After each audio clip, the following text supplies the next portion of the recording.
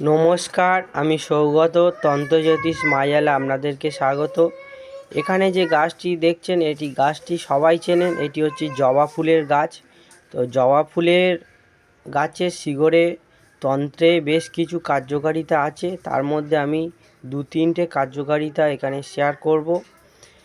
এই জবা ফুল দিয়ে মা কালীর পুজো হয়। মা কালীর বিশেষ শক্তি, আশীর্বাদ এই জবা ফুল গাছে থাকে এবং জবা ফুল ছাড়া মা কালীর পূজা হয় না। এবং তন্ত্রে কিন্তু শ্বেত জবা, লাল জবা দুটোরই প্রয়োগ আছে, যা বিভিন্ন কাজে লাগে।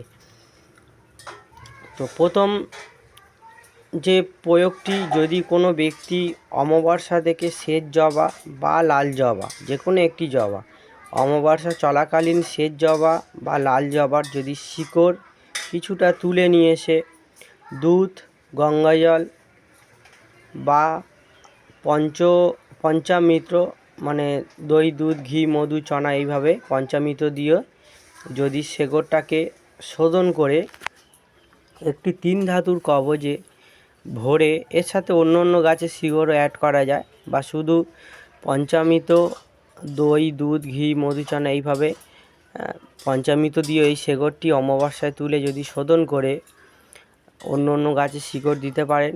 না দিলেও এটাই শুধু এই জবা গাছের শিকড় যদি শোধন করে একটি 3 ধাতুর কবজে ভরে, সে পুরুষ হোক আর মহিলা হোক, কেবলমাত্র এটা বাম বাহুতে ধারণ করলে কাজ হবে, অন্য কোনো জায়গায় ধারণ করলে কাজ হবে না।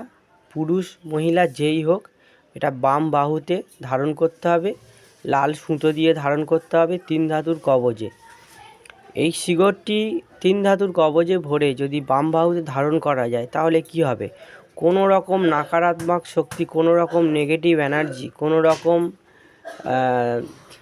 খারাপ নজর বা নেগেটিভ এনার্জি তাহলে আপনাদের শরীরে প্রবেশ করতে পারবে না, আপনাদের কোনো ক্ষতি করতে পারবে না। এই নেগেটিভ এনার্জি অনেক রকম হতে পারে, যেমন ভূত, প্রেত, জিন, অপশক্তি। এর থেকে রক্ষা পাওয়া যায় দুষ্ট হাওয়া বাতাস, এবং গ্রহর যে কুদৃষ্টি বা গ্রহর যে সমস্যাগুলো হয়, সেটা থেকে অনেকটা রক্ষা পাওয়া যাবে।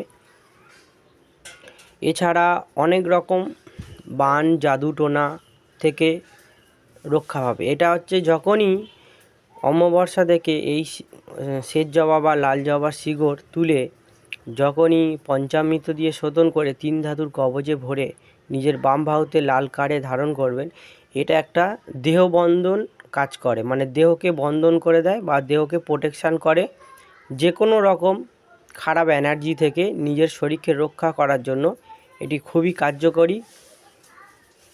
তো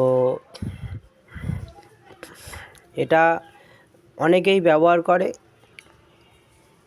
এটা হচ্ছে গিয়ে ধারণ করলে নিজের শরীর প্রোটেকশান বা দেহবন্ধনের কাজ করবে। অনেক রকম যে ক্ষতিগুলো বললাম, সেই ক্ষতির দিকগুলো থেকে নিজের শরীরকে রক্ষা করতে পারবে, কেবলমাত্র এটি বাম বাহুতে ধারণ করতে পারবে।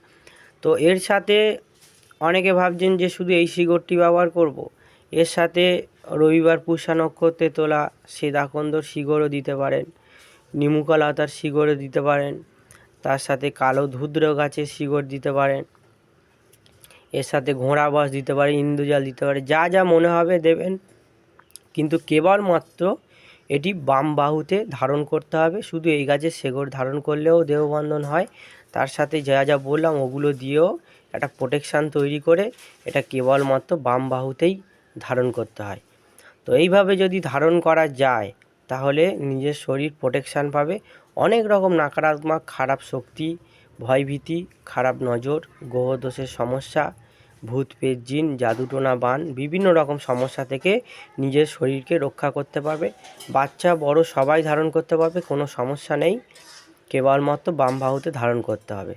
তো যাই হোক, ভিডিওটি এই অবধি। যদি উপকৃত মনে হয় একটি লাইক করবেন, যারা নতুন দেখছেন চ্যানেলটিকে সাবস্ক্রাইব করবেন, আর আমার চ্যানেলের সঙ্গে থাকুন। গাছগায়রা, তন্ত্রমন্ত্র, জ্যোতিষ, আধ্যাত্মিক বিষয়ে এই চ্যানেলে ভিডিও দেওয়া হবে। ভিডিওটি দেখার জন্য আপনাদেরকে অসংখ্য অসংখ্য ধন্যবাদ।